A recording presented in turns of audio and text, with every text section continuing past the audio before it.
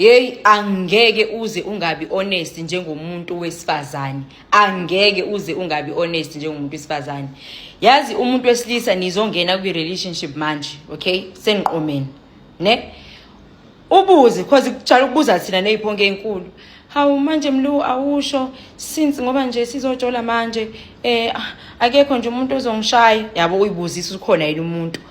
Akuphendule futhi kahle uMlu asho no ukhona uma wengane yami but then into yethi yabheda nani yabo nje yabo asho nje but nawe as uaunt umamkhulu futhi una 33 usuyayi apho uzivele showcase into leyo yamanga abafana vele bashela kanjalo sharp usiyakubuza ke esayidini lakhe hawu manje wena Samkena ukhona into obamsene naye wena ke nesiphunga isikhulu cha lutho I've been single for 6 months now 6 months uqamba